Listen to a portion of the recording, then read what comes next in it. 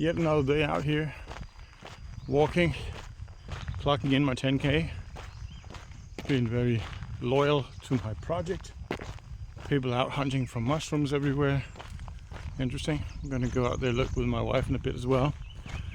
It's also a perfect opportunity to update on the things that I am doing. And today I wanted to get back to a comment I got one of my posts in Facebook. In one of the support groups, there was a guy who said that he was, I don't know if he used the word fascinated or intrigued, but anyway, he find it interesting what I am doing, but I hope that nobody would follow my example. And that was a bit of a weird comment, I thought, because I'm not doing anything bad. I can't remember how the dialogue continued from there on. I can just remember that it felt weird, but it also forced me a little bit to step back and take an overview of what I am doing. And I realized I don't want anybody to follow what I'm doing either. The reality of it is that you can take everything that I do and copy it to the letter and you'll get a different result because you're a different person. So I'm not doing this because I want people to copy me. And as I think I've mentioned before, even if I am succeeding in actually eradicating cancer, doing what I am doing, and that's obviously the objective, then it is a matter of a lot of things, a lot of confounding factors, not just what I'm doing and what I'm noting down every day in my diary. Because I come from a different place than other people, maybe, and all that is contributing to the results as a kind of an entourage effect, to use that very popular word.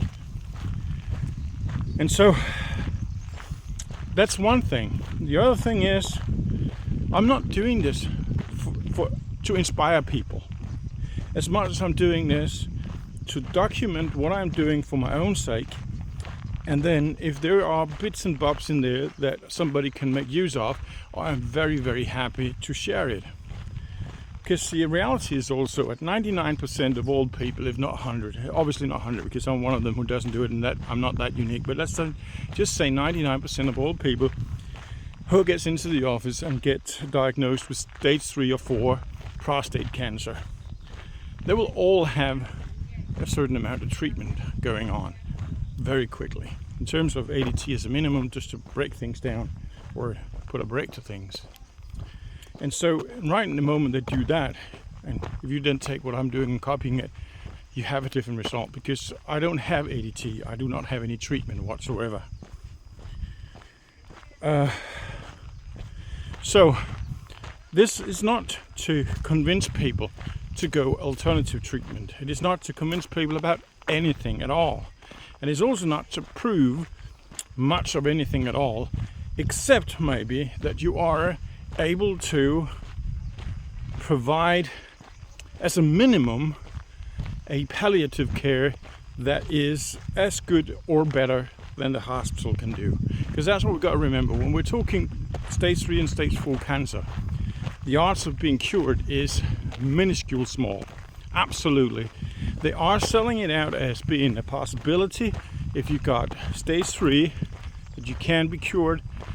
If it's a cluster of metastases, so that the radiation cannon can hit it all in one go, and there's a lot of criteria that has to be added up there. But like the guy I was contacted with from Cancer Research Institute in the US said to me when he got when I told him that I got a stage 3 to a lymph node, he said, well, if you got one lymph node that shows up on the PET scan, pretty guaranteed there are more, but the PET scan has its limitations, so it just can't see it when it goes to a smaller size. And that's why the survival rate obviously is pretty tricky when it comes to metastases, because you can only hit the one you can see. But if you can see some, there are for sure also more you can't see. And do you get them in the same go, or do you eradicate everything to the extent that the body can handle it itself?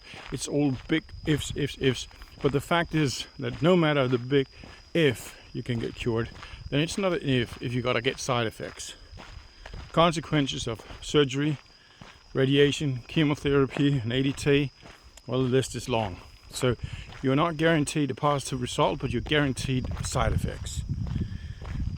And well, so you're left with what can you do in a palliative sense that works. And I agree, there are those who would say you cannot just walk around and measure your progress by PSA, because there can be a lot of things happening you just can't see on the PSA. And I agree 100%. And I also agree that all the while the medical industry are using exactly the same methods to measure things as I'm doing it. They're doing it on the background of something they also know how to work. I mean, they know what is to be expected on radiation therapy. They know what to be expected in terms of chemotherapy or ADT. And based on that, they have a better way of understanding how the PSA is evolving. All the while, what I'm doing, it is alternative treatment, so nobody has an idea of how that's going to work. I know that you can have cancer evolving into a strain that does not show up on a PSA blood test. But you got to put the cancer under stress to get it to something like that. And I don't think I'm putting my cancer to the stress levels of a mutation like that, although we can have these random mutations. So all in all, I'm not arguing it. I'm not arguing that in order to be sure that what I'm doing is right, I need scans. But as I say, I don't want to make scans that cost me 55,000 baht before I have a reasonable reason to believe that there are a progress worth paying the money for. That all being said, if I can find the money for it, I think I will do one on the year day of this treatment here if I haven't done it before, just to see what the status is 1 year after my last PET scan. It'll be more than a year after I got my first PSA, but that's a good milestone. And the reason why that is going to be interesting is because the metastasis I had back then was one lymph node. It was about 5 millimeter big, so it was just barely visible. And if I have any changes in my status in terms of metastases, then the changes should be very, very easily spottable. Because maybe if that metastasis is gone, it might not mean it's gone 100%, it might just mean it cannot be detected anymore, but that is a change in the positive direction. So it is a fantastic status I had back then. It is so hairline nice that very, very subtle differences in either direction would be very visible on a PET scan. It's a slight direction in improvement and you won't be able to see that metastasis. So yeah, that's where we are. Yeah, and when I'm starting the 17 strain RSO as well, and I actually kind of feel like it works better. It might be placebo, but I don't feel so heavy. I feel more lightheaded, I feel more clear-headed in the morning than I do normally. So it might just be the day. I'll have to see for a week or so and then report back how it all works out. But for now I think it's actually working quite well. It's also now the first full week that I can brag about for the past 26 years not to be overweight. How fantastic is that? I'm really, people probably will say, if they only see me once a year, say, wow, all right, he's got cancer, all right, because he's getting slim, he's getting really, really thick, slim, and that's usually what happens when you do cancer things. But you have to remember, I'm not doing any official treatment here, and me slimming up is 100% a matter of focus on exercise and diet. Basically, that's it. It's all it. I mean, no sugars and no carbs, no pasta, no rice, meat predominantly. That does the trick. So, in 26 years, I've not been this slim. I've not been under the BMI of 25 for 26 years.